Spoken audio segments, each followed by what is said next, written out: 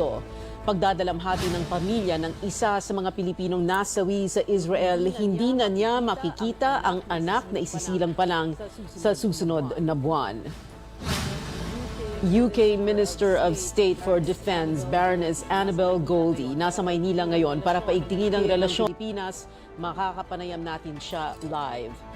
At Queen Bee at Tay-Tay together in one frame. Beyonce nagpakita ng suporta kay Taylor Swift sa premiere ng pinakaabangang The Eras Tour movie.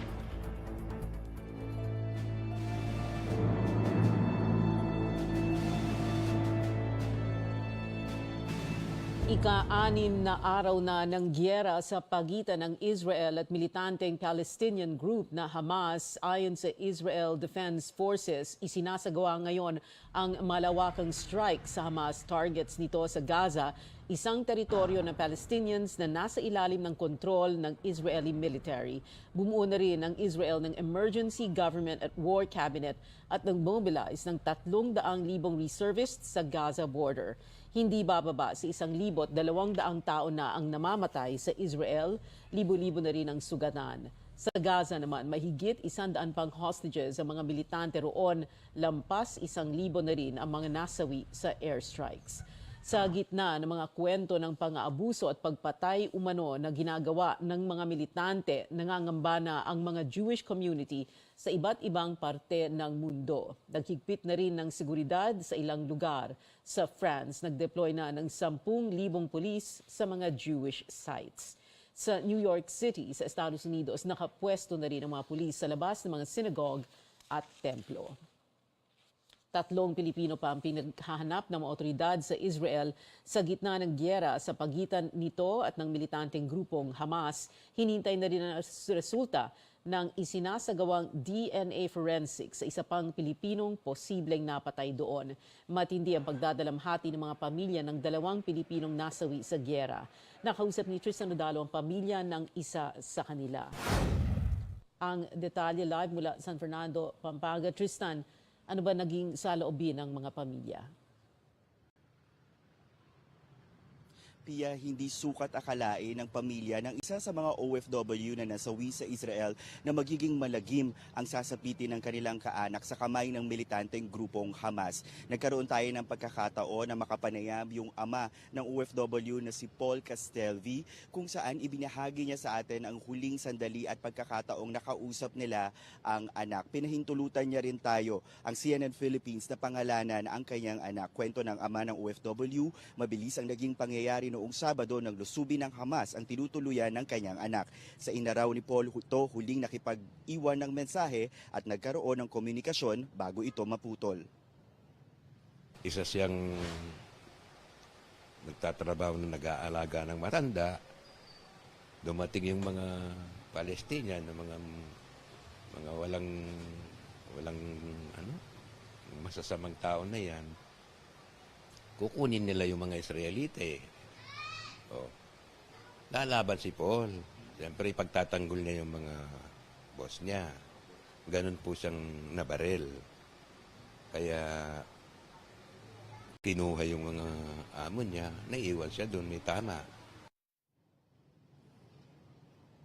Lumipas ang mga oras at araw na hindi nila makontak ang OFW hanggang sa dumating na nga ang kanilang kinatatakutang balita. Walang sasabihin sa inyo, ang mga tao, kundi mabait. Hindi masagliran, mabait po. Kaya talagang dinamdam namin ang pagkawala niya. Saka ang purpose niya doon, maghanap buhay. Bakit ganun ang ginawa sa kanila? 5 taon nang nagtatrabaho si Paul sa Israel kung saan kasama niya ang kanyang asawa. First-time dad ang nasawing OFW at sa Nobyembre sana isisilang ang kanyang anak. Oo, hindi man niya nakita yung magiging baby nila. Ang tagal niyang hiniling sa Panginoon niya. Balik-balik sila sa Jerusalem. Pia, nagpaabot na ng tulong ang iba't ibang ahensya ng gobyerno para sa mga pamilya ng nasawing OFW sa Israel. Samantala, dagdag pa ng pamilya ng OFW na si Paul, handa silang makipagtulungan kung magkakaroon ng pagkakataon na magkaroon ng hustisya ang mga pinaslang ng militanteng grupong Hamas. Balik sa iyo, Pia. Tristan, ano na plano ng pamilya? Hiling ba nila na maiuwi yung labi ng mga OFW? Pia, tulad ng mga sinabi ng mga otoridad na rin na nakikipag-ugnayan sa kanila pagdating sa pagpapauwi ng labi, hindi na rin sila umaasang magiging mabilis yung pagpapauwi ng labi. Ang initial na plano ng pamilya ng OFW na si Paul ay doon na lang muna i-cremate yung labi ng OFW. Pagkatapos ay sa Disyembre ay uuwi yung asawa ng OFW kasama ang kanilang anak, pati na nga ang labi ng OFW. Ito nga sana yung matagal na lang hinihintay na reunion, pero iba na nga ang mangyayari ngayon. Balik sa iyo, Pia. Tristan Nodalo nagulat ng live. Tinawag na massacre ng Deputy Ambassador ng Israel dito sa Pilipinas ang mga pag-atake ng grupong Hamas sa panayam sa Politics as Usual. Iginit ni Esther Buzgan na Jewish genocide ang ginagawa ng militanteng grupo. Ganyan din ang pananaw ng dating Ambassador ng Pilipinas sa Israel na si Gurley Garcia. Anya, nais umano ng grupo na mawasak ang buong Israel. The Israelis always say that the hatred of Hamas for Israel far outweighs its desire to build a thriving economy country in Gaza. When you target civilians, you're not an army. When you target civilians, you're doing terror. When you want to kill babies, when you want to kidnap, when you want to hurt other people, that's terror. Hamas is not Palestine. Hamas doesn't care about their own people. They care about the Jewish genocide. Pero para sa associate member ng Center for Palestine Studies sa University of London na si Haj Crescencio Saj, dapat kondenahin ang magkabilang panig. Isa si Saj sa mga kasama sa fact-finding mission sa Israel noong 2011 na nag-imbestiga sa mga nangyayari sa pagitan ng mga Israeli at Palestinian.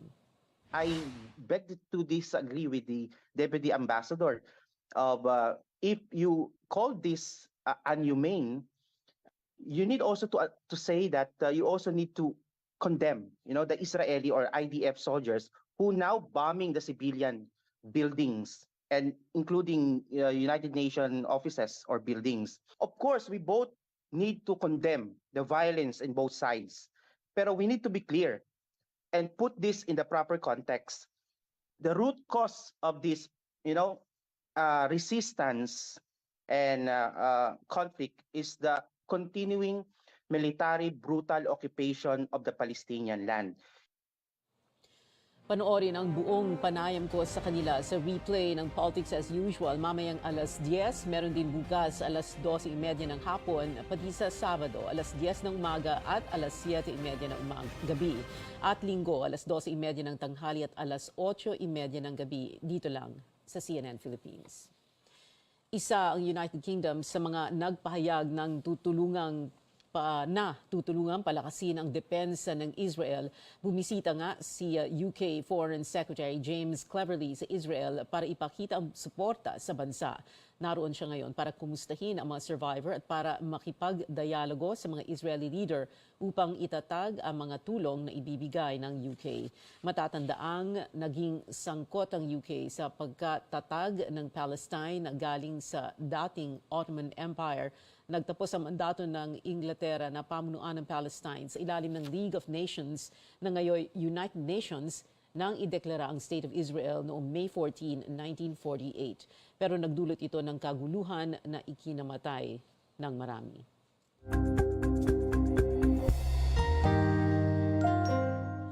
Kung nasa Israel ang Foreign Secretary nito, nandito naman ngayon sa Pilipinas. Bumibisita dito sa Maynila si UK Minister of State for Defense Baroness Annabel Goldie para paigtingin ang bilateral relations, defense relations ng dalawang bansa. Magandang gabi. Good evening.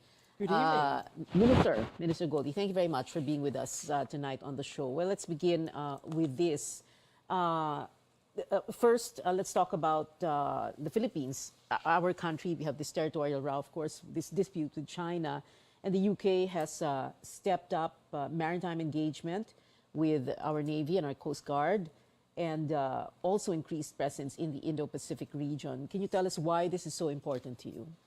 Well, we share the same values as the Philippines, and the United Kingdom and the Philippines are aligned in wanting to stand up for international law, wanting to have the United Nations Convention on the Law of the Sea both respected and implemented. And you refer to the particular cooperation between the United Kingdom and the Philippines in relation to naval matters, but it's across a wider spectrum of activity. We're engaging in diplomatic activity, commercial activity, we're looking at where we can provide training, and I've been exploring in my visit here opportunities that may assist the United Kingdom in being able to further support the Philippines. We're very aware that our good friends, United States, Australia, Canada, Japan, are also helping, and we think part of the strength which the Philippines can demonstrate to the rest of the world is that they have friends, that they are not alone, and the United Kingdom is shoulder to shoulder in our friendship with the Philippines. Shoulder to shoulder. How else can we demonstrate that, ma'am? So we have the military exercises, Sama-Sama, for example. You've met with the Navy and the Coast Guard, or are about to meet with them. What else do we see on the horizon? Well, I have met with your Coast Guards, and they are a very impressive group of people. I've met with your Navy. I've also had a conversation with your Defence Secretary and your Undersecretary, Lorenzo. And we've had a really interesting opportunity to look at what more we can do. We've identified areas where within the United Kingdom we have expertise, we have experience that will be helpful to the Philippines, and we're offering to make that available. I think it's important to emphasize that when a wrong is done, it's important that people do not feel isolated. We want the Philippines to feel supported, and that's part of my visit here. I'm the first British Defence Minister here to visit the Philippines for, we think, about 40 years. It's my honour to be asked to do that. It's been a huge personal pleasure to be in the Philippines, but that's all part of reflecting the close relationship which we have. It's part of reaffirming to the broader world that the Philippines has many friends, of whom the United Kingdom is one, and we want to play our part in supporting your country in the challenges which confront it, and there are various ways in which we can do that. You're going to have two warships here, the HMS Spey, is it the Spey, the Tamar? The Spey and the Tamar. Tamar. All right, in the region. Where exactly in the region, and how is that going to help? Well, they have been in the region now permanently based since the end of the carrier strike group, and I think important to tell you and your viewers is we are currently working on the next carrier strike group, which will be in 2025, and I've been engaging with important and senior members of your Philippine defence cohort to discuss how we might shape that so that the Philippines has a presence.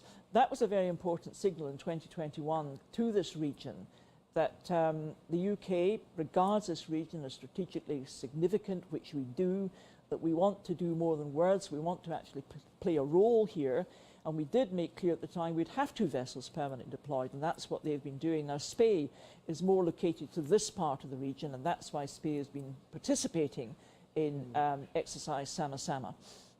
All right. Well, ma'am, from that, the territorial dispute of the Philippines with China and other nations, of course, in this area, let's move to another territorial conflict, the conflict or the war between Israel and Hamas. And we know, of course, Hamas is not Palestine or the Palestinians as a whole. Your country supporting Israel in this regard, and there has been, as a matter of fact, a joint statement from your country, the UK, the US, France, Germany, and Italy. And how exactly are you going to flesh out this support for Israel in defense terms? Well, as you rightly say, there's been engagement at the highest level by the United Kingdom, direct calls between the Prime Minister and Prime Minister Netanyahu, and also the Foreign Secretary James Cleverly, I understand, has actually been in Tel Aviv today. So we're busy making clear that we utterly condemn the atrocities which Hamas has committed. They are unforgivable, and they are brutal, and I'm very saddened to say I learned today that I think some of your own citizens have sadly perished, and I share with you my commiserations and my deep regret that that should have happened. The UK is in a similar position, but our thoughts are with you. And what we want to try and do is, with the Israelis, determine how best we can provide that support It may be in relation to security. It may be in relation to humanitarian issues. Whatever it is, we want to explore and make sure that we can make available whatever is best placed to provide assistance at this really desperately difficult time for Israel. So it's either defense or humanitarian. Well, it may be really, but security, it may be security. humanitarian. It is for Israel in these discussions to indicate how best we can help. Man, let's do a little bit of history here. This is going to help a whole generation of Filipinos understand what has happened. Tell us how the world has changed prior to, for example, from prior to 1947. At that time, before that, maps showed what was called the British Mandate Palestine. Until tell us how the world has changed until today, where only the name Israel and West Bank and Gaza are the names seen or the names that remain on the same map. In other words, has Palestinian land shrunk in what is now Israel? Can you help us understand that, no? And why was it British mandate, and what does that mean today? How does that impact on what happened in the last 5 days? You're right, there was a historic connection between the United Kingdom and that part of the Palestinian area. There was a creation post the Second World War of a new Israeli state, something that many people agreed was overdue and absolutely had to happen. There was Yes, I hope we can show the 1947 map so that people can get a picture. Right, okay. Yeah. And there was the ambition and the aspiration that Israel and the peoples of Palestine should be able to coexist in a peaceable and What you call that two-state, yes, a two-state which is not presence. what's happening now, right? Well, there should be a two-state presence, and there ought to be a two-state solution to this. But what has happened is that Israel occupies one part of the geography, and as your map indicates, the Palestinian people occupy the Gaza Strip and also the West Bank. Now, there have been, over the years, many attempts, Pia, to achieve constructive relationships. There's been the Middle East peace process, there have been the Oslo Accords, because many people desperately want to help both groupings towards peace. And that, at the end of the day, is going to be best for the area and for the wider region. Otherwise, we're going to get continuing instability. I hope the peace process is not dead. I hope the peace process can continue. I think with mutual desire on both sides. And we must remember that Hamas, it does not represent the people of Palestine. Right. The people of Palestine are peaceable people who want to just get on with their lives. And there was, as a matter of fact, the Palestinian Liberation Organization, the Palestinian Authority. Yes, it is confusing, but we should not confuse any of these with Hamas. Hamas is a terrorist organization, and that is why in the United Kingdom we use a word, we have proscribed it. That means we have absolutely named it. Yeah, we've named it as being completely unacceptable, and that means labeled terrorists, not as they claim freedom fighters. Yes, for they're the terrorists. UK and many other countries They're terrorists. in the West. They are and terrorists. It's quite clear from their recent actings that they're absolutely indifferent to international law. They have not hesitated to inflict appalling suffering on civilians. They've not hesitated to kill civilians. Some of the footage that I've seen in the UK, and no doubt you've been sharing over here in the Philippines, has been utterly gut-wrenching. It's been awful. And so Hamas is a terrorist organization and has to be identified and recognized as such. But we also have to understand there are other peace-loving Palestinians who just want to be left to get on with their lives. And that's where the peace process is vital. And I very much hope that with good accord on both sides, that peace process can make progress. Yes. Well, there are other groups. If I'm not mistaken, the Palestinian National Initiative, groups that are not aligned with Hamas, for example. Yes, there are. And one of the difficulties is that Hamas has managed to amass to it, as evident by the recent brutality of these appalling attacks, munitions, weapons, vehicles, and the question therefore is, how did they acquire all this? And the speculation is that there may be other authors of instability in the region. But I think what we have to focus on now is trying to assist Israel in restoring where Israel was before this brutality began, and then use that as a foundation for ensuring that both Israel and the Palestinian people legitimately represented, not represented by Hamas. We do yes, not yes. represent them at all, but legitimately represented, can get round the table and in a constructive and mutually respectful way discuss how they go forward with peace, because peace is the only way that both of these groupings will benefit. Right, peace is the only way, of course. When you say to, you're talking about them living together as two separate, distinct, equal states. So we're talking about a map that will look like it was, or it should have been in 1947, 1948. Something like Well, that, and not what it is like today. Well, it's not for me. Or it's not. It's or Yeah, that's it's a little not bit for me, complicated Pia, to talk about preempt, now. Yeah. preempt what Israel and the Palestinian representatives may discuss and decide. It would be very wrong and presumptuous of me to do that.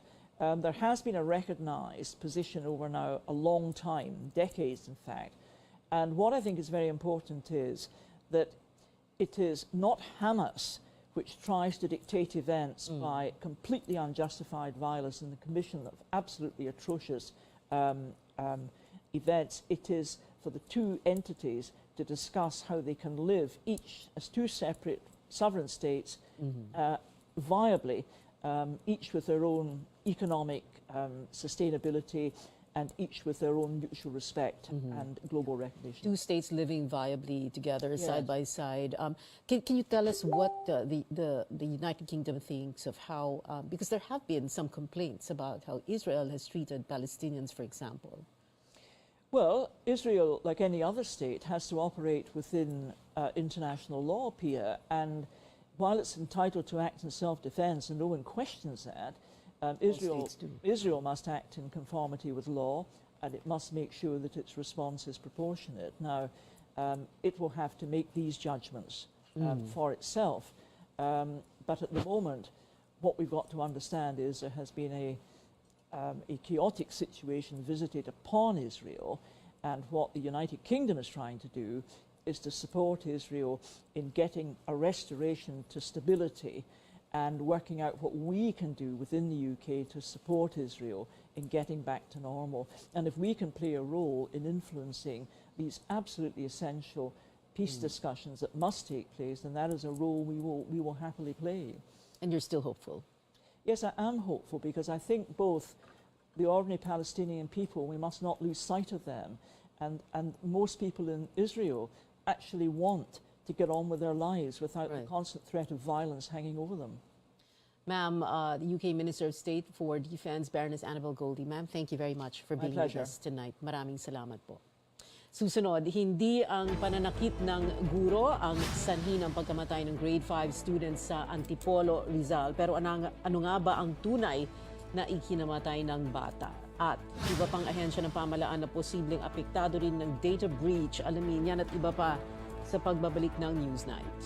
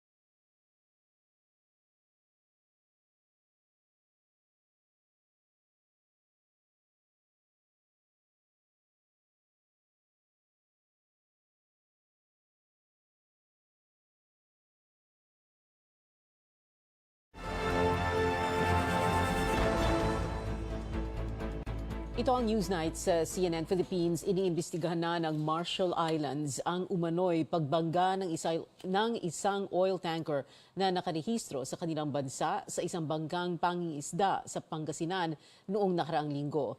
Ang mga senador nanawagan sa may-ari ng naturang vessel of interest na magbayad na ng danyos sa mga biktima. May ulat si Sian Arcangel. Naglunsad na ang Marshall Islands ng sarili nitong investigasyon kaugnay sa pagbangga sa isang bangkang pangisda sa Pangasinan noong October 2 na ikinasawi ng 3 katao. Sa pagdinig ng Senado sa insidente, sinabi ng Deputy Commissioner ng Marshall Islands na October 4 pa nila sinimulan ang pagsisiyasat. Hinihinalang ang MV Pacific Ana na nakarehistro sa Marshall Islands ang nakabangga sa FBD rin. Ang naturang oil tanker kasi ang pinakamalapit sa bangka nang mangyari ang insidente pasado alas 4 ng umaga. The preliminary investigation as we speak has been is almost being concluded, and we will be getting the full report very soon. All this report actually will be released to IMO because we have an obligation under the IMO CIC, the Casualty Investigation Code. Ang mga mangingisdang nakaligtas, nagsabing posibleng hindi sila nakita ng barko dahil madilim sa karagatan.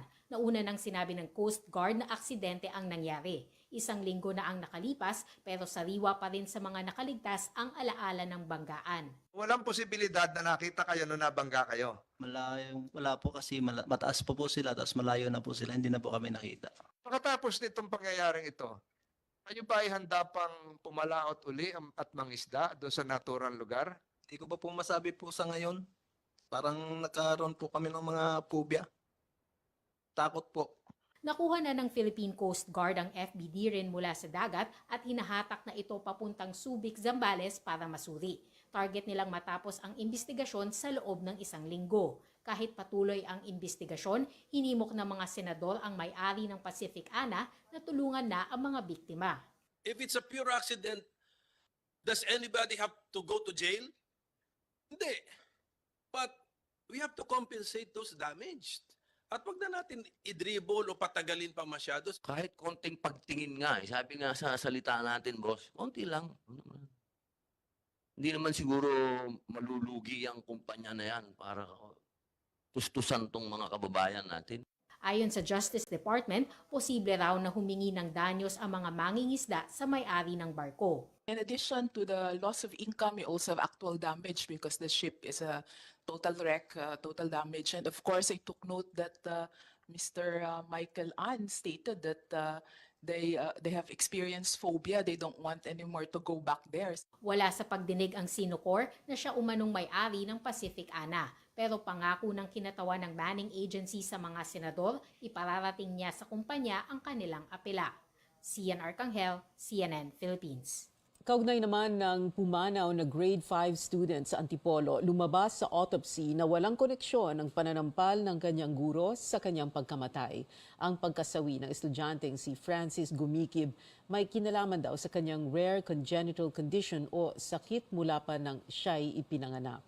Taliwas ang resultang ito sa iginigiit ng kanyang pamilya na wala siyang anumang karamdaman bago ang pananakit ng kanyang guro. May ulat si Senior Correspondent AC Nichols. Naghahanda ang pamilya Gumikib para sa libing ng 14 anyos na si Francis sa susunod na linggo. Sa kabila ng pagsisikap na tanggapin ang pagkawala ng anak, hindi lubos maisip ng pamilya ang naging resulta ng otopsiya. Ayun sampalang talaga po. Dahil yung anak namin simulat sa hindi pa ng hospital yun. Ikinagulat ng publiko nang pumutok ang balita ukol sa kanyang pagkamatay noong nakaraang linggo. At ang tinuturong dahilan ng pamilya, ang pananampal umano sa bata ng isa sa kanyang mga guro sa Peña Francia Elementary School sa Antipolo City. Pero nakita sa autopsy na isinagawa ng PNP Forensic Group na natural causes at non-traumatic pala ang ikinamatay ng bata. Partikular na pag-alaman na may rare congenital condition ng bata na tinatawag na arteriovenous malformation o buhol-buhol na mga ugat. May pumutok sa buhol na ugat na nagdulot ng pamamaga at pagdurugo ng utak ng bata na siyang ikinamatay nito. At first po is asymptomatic, walang symptoms, tapos bigla na lang po. Kasi yung fragile po yung mga ugat na yon na it can rupture or burst. Ipinaliwanag sa pamilya ni Francis ang resulta ng autopsy. Pero diin nila, walang karamdaman ng bata bago ang sinasabing pananampal. Gayunpaman sinabihan sila ng Antipolo Police na malabo nang mag-file ng reklamong homicide o kahit physical injury laban sa guro base sa hawak na ebidensya. Sa halip, paglabag sa anti-child abuse law na lang ang tinitingnang posibleng ihain. Pwede po silang mag-seek ng assistance naman sa ibang investigative body like the NBI. Kasalukuyang suspendido ang sangkot na guro habang gumugulong ang administrative investigation ng Education Department. Samantala, bagamat hindi sang-ayon sa anumang klase ng pananakit sa mga estudyante, hinikayat ng grupong Teachers Dignity Coalition ng mga otoridad na idaan sa tamang proseso ang kaso laban sa guro. AC Nichols, CNN Philippines. Pinatitigil muna ng Sugar Regulatory Administration ang pagpapalabas ng imported refined sugar sa merkado. Ang detalye sa report ni Carrie Cator. Isang tren na pinapaandar ng bagas o yung sapal mula sa pinagkatasan ng tubo, ginagamit para dalhin pa rin ang ani ng mga magtutubo sa milling stations. Makaluma pero malaking tulong na rin daw ito sa tinatawag na sugar capital ng bansa, ang Negros Occidental.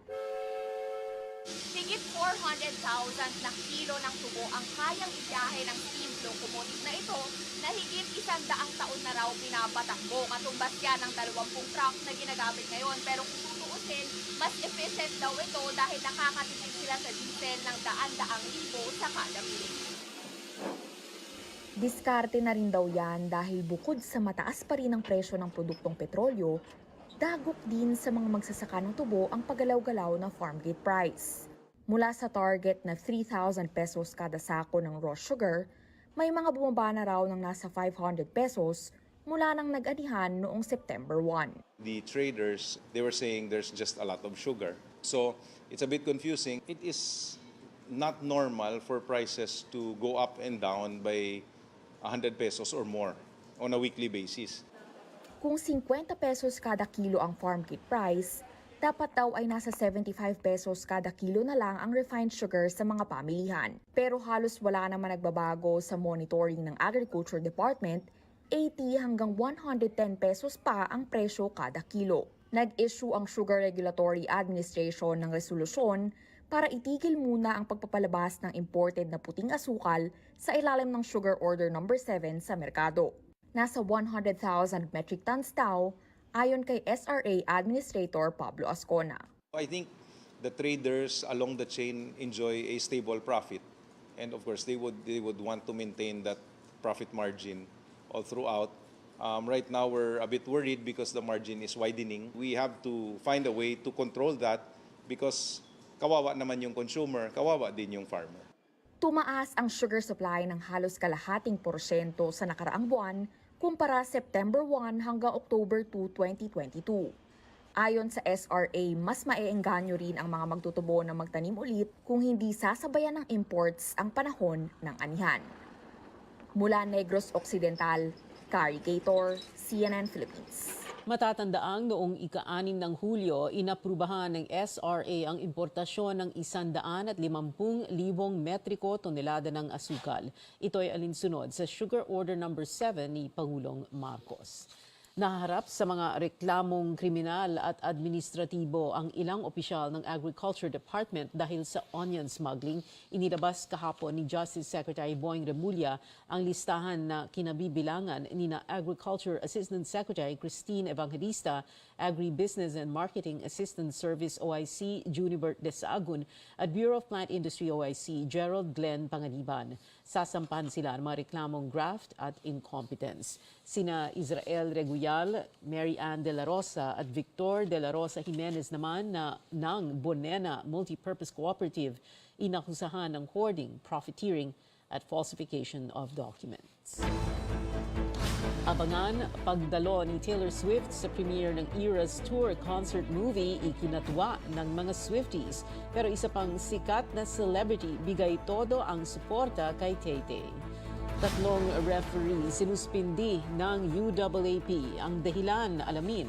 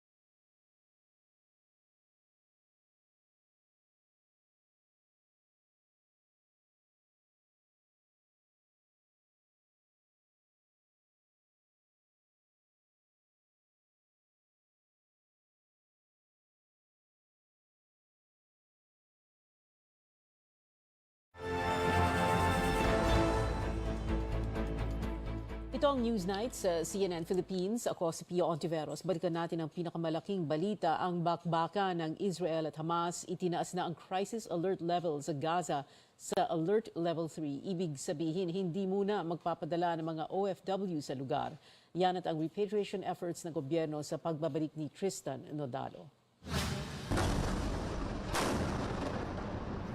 Ikinakasana ng gobyerno ang repatriation ng mga Pilipinong nasa Gaza sa gitna ng tumitinding gyera sa pagitan ng Israel at militanteng grupong Hamas. Itinaas na ang crisis alert level sa naturang lugar sa Alert Level 3. There's already serious concern about the security of our kababayans there, and so we're calling for their voluntary repatriation. We're not going to drag them out. Pag-isipan lang yung umuwi and we'll help you get home. Sa ilalim din ng Alert Level 3, hindi muna magpapadala ng mga OFW sa Gaza. Kumikilos na rin ang Embahada ng Pilipinas sa Jordan na siyang may jurisdiction sa Gaza para sa repatriation. Nasa 70 request na ang natatanggap ng DFA. Pero aminado si Foreign Affairs Undersecretary Ed De Vega na hindi madaling mailikas ang mga kababayan natin sa ngayon dahil mainit pa ang sitwasyon. We are using diplomatic connections, and it's not just the Philippines. Other countries are having problems repatriating their nationals. We're working together. Israel at Egypt ang posibleng ruta ng mga Pilipinong ililikas mula sa Gaza. Pero ito ay dapat aprubahan muna ng dalawang bansa para maging ligtas ang paglalakbay ng mga kababayan natin doon. Sa ngayon, may panawagan ng DFA sa mga Pilipinong nasa Gaza. We urge our kababayans there to stay home. Lalo na, don't join Hamas rallies. Don't expose yourselves, because the Israelis are saying they will hit Hamas targets. Sumampa naman sa 22 OFW ang gustong magpa-repatriate mula sa Israel. Karamihan sa kanila caregivers at hotel workers. We're looking into the repatriation of OFWs who had requested repatriation already, and we're bracing for repatriation. So abangan na lang ang karampatang anunsyo dito, because obviously we're preparing the flights and all that. Tristan Nodalo, CNN Philippines. Tinitignan ang posibilidad na inside job ang ginawang panghahack sa sistema ng Philippine Statistics Authority o PSA. Nagbabala naman ang isang data analyst sa posibleng data breach sa dalawa pang ahensya ng gobyerno. May ulat si Paige Javier. Tinitiyak pa ng Philippine Statistics Authority kung gaano karaming tao ang apektado ng data breach sa ahensya. Pero kinumpirma ng PSA na pinasok ang sistema nila at limitado ito sa Community-Based Monitoring System o CBMS. Ang CBMS ay pagkalap ng datos kaugnay ng edukasyon, kalusugan at financial information. Sa mga LGUs, meron tayong mga doon, no? Meron tayong mga respondents doon para kalapin yung mga datos ng ating mga kababayan. Ito ay para sa pag-analyze ng information like the education, security, health, social protection programs na gagamitin naman para mai-implement at ma-implement or magkaroon tayo ng policies on the local level. Paniniyak ng PSA, hindi nadamay ang Philippine Identification System o PhilSys at Civil Registration System. Ito ang mga ginagamit sa National ID at iba pang importanteng dokumento tulad ng birth certificate. Pero aminado ang PSA na posibleng may personal information sa nakuha ng mga hacker.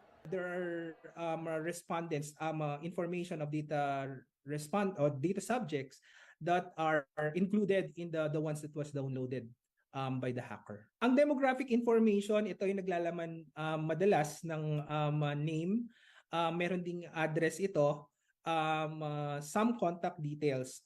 So yung mga yon ang pupwede na maging compromised na data. Base sa paunang investigasyon, hindi Medusa ransomware ang itinuturo sa likod ng cyber attack kamakailan sa PhilHealth ang sanhi ng atake sa PSA. Ayon sa Department of Information and Communications Technology, posibleng local hacker at inside job ang may gawa nito.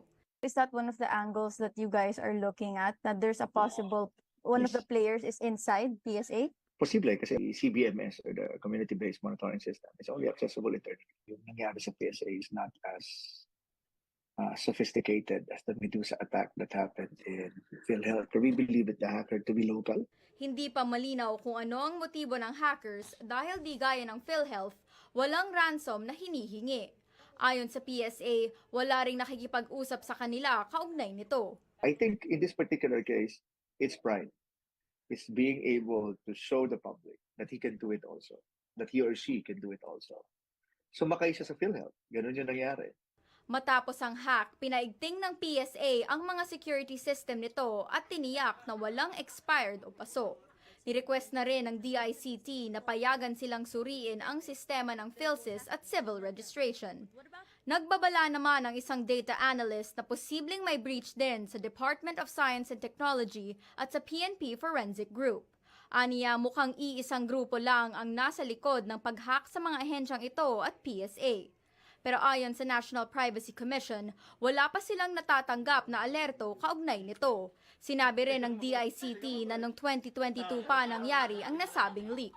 Tiniyak ng ahensya na susuriin nila kung may bagong breach kaugnay ng DOST at PNP Forensic Group.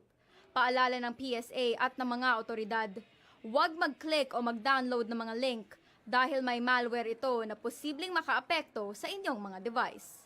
Paige Javier, CNN Philippines. Tuloy ang malawakang tigil pasada ng isang transport group sa Lunes pero ang kagawaran ng transportasyon hindi nangangambang magdudulot ng malaking pinsala ang transport strike. May ulat si Senior Correspondent Lois Calderon. Isang malawakang tigil pasada ang nagbabantang pumaralisa sa Maynila at mga probinsya. Higit 100,000 jeep ang nakagarahil lang sa Lunes. Ang mga tsuper magtutungo sa Malacanang upang makiusap kay Pangulong Bongbong Marcos. Yan ay ayon sa Grupong Manibela. Baka hindi po naririnig ng Pangulo, kaya kami mag-strike doon mismo sa harapan ng Malacanang. More than half nung 300,000 po. Out of 785 routes po dito sa NCR, siguro mga nasa 450 kami or 500 lang naman po. Ang kanilang hinaing, ma-extend ang December 31 deadline para mag-consolidate at palitan ang mga lumang unit ng modern at earth-friendly na jeep. Dahil kung hindi, mapapaso ang kanilang prangkisa. Halos 3 milyon ma'am ang isang unit. Dati 1.2 million lang yan nung unang nilaunch. 1.2 million sa ordinary, 1.3 million per condition. Kung bibigyan nila kami ng pamasahe na 50 pesos ang minimum at 5 pesos every succeeding kilometers, papayag siguro kami. Nahati dahil sa usaping jeepney modernization ng mga tsuper at operator sa bansa. Dahil ang Pro Movers Transport Alliance halimbawa, ayos lang sa kanila dahil 70% ng miyembro ay modern jeep na ang pinapasada. Yang Pro Movers at ang Liga ng Transportasyon at Operators sa Pilipinas hindi daw sasali sa welga. Na ang pamunuan po ng LTAP, pamunuan ng PEJUDAP, pangpunuan po ng UB Express at saka sa Stop and Go Transport Coalition, hindi po kami kasali doon sa strike na yon, Ma'am Maki. Mariin din po namin tinutulan na muling pagbibigay ng extension na deadline ng consolidation sa darating na December 31, 2023. Kung ang kahilingan ng ibang grupo na magkaroon ng extension ay muling pagbibigyan, hindi po ito matatapos, magiging rubber stamp po ang gobyerno natin. Duda naman ang Department of Transportation na malaking pinsala ang gagawin ng strike. Ayon kay Transport Secretary Jaime Bautista, di aabot sa 150,000 jeep operators ang papanig sa Manibela. Siguro yan ang kanilang statement, no? Pero nakausap ko na yung mga top leaders ng ating transport sector. Sinasabi nila na hindi sila kasama. Ang grupo ni Manubela, sinasabi niya na meron siyang 240,000 members, no? Samantalang yung jeepney natin na lumilipad sa buong Pilipinas ay 180,000 lang. No? Kami sa gobyerno ay nakahanda. Nangako ng libreng sakay ang Transport Department at Pro Movers para sa mga stranded na commuter sa Lunes. Lois Calderon, CNN Philippines. Susunod, 3 referee sinuspindi ng UAAP matapos hindi pumasa sa referee game report card. Manatiling nakatutok sa Newsnight.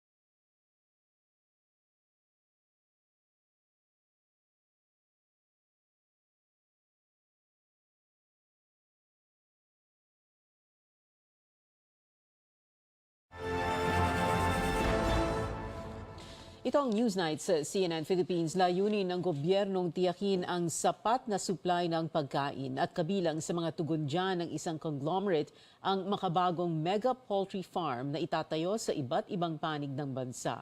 May ulat si Rex Remigio. Walang gutom means no more hunger. And that is the dream of this administration. Matayog na pangarap katapat ang isang malaking hamon na nawagan si Pangulong Marcos sa pribadong sektor upang lumikha ng solusyon. Agad namang tumugon ang San Miguel Corporation. Isang dosenang makabagong mega poultry farm ang itatayo ng San Miguel sa iba't ibang sulok ng Pilipinas. Una rito ang mega poultry farm sa Hagonoy, Davao del Sur na pinasinayaan mismo ng Pangulo. Kaya nitong mag-produce ng 80 milyong manok kada taon, katumbas ng 200 milyong kilo ng karne. Ito pong tawag nyo, nagawa na po namin, and we will make sure na we will continuously develop and make more meaningful project to help create job and minimize the reliance on imported food. Bukod sa mura, dekalidad at masustansya rin daw ang mga alaga. Prioridad raw kasi ang kalusugan ng mga manok habang pinapalaki ang mga ito. May sapat na espasyo rin ang mga farm para malayang makakilos ang mga manok. Tama ang klima at sariwa ang hangin dahil kontrolado ito ng modernong teknolohiya. Mahigpit ang biosecurity measures upang masigurong ligtas ito sa anumang sakit. Hindi rin pinaiinom ng antibiotics. Automated naman ang pagpapakain at pagpapainom ng tubig. At marami pang teknolohiya na alinsunod rin daw sa best environmental practices. Sa susunod po, lahat po ito, sa sobrang dami ng ating manok mapoproduce, may export pa natin yan sa Filipino community sa abroad. Yung mga adobo, di ba? Yung mga kung ano-ano pagkain Pilipino. So these are all the technologies that are available around the world. Dapat i-adapt natin. Kaya natin ipinapakita ngayon na pwede naman talaga tayo mag-produce ng sapat. Libo-libong trabaho rin daw ang malilikha nito, habang ang dagdag namang supply ay maaaring makatulong sa pagpapababa ng presyo ng manok sa mga pamilihan. You know, if mag-fully operational itong ating poultry farm dito, no, we will be the biggest producer of chicken in the whole Philippines. 11 mega poultry farm pa ang itatayo ng San Miguel, kabilang na sa Bangsamoro Autonomous Region in Muslim Mindanao. Makatutulong din daw ito hindi lang sa seguridad sa pagkain ng bansa, kundi pati sa kaunlaran ng Bangsamoro Region.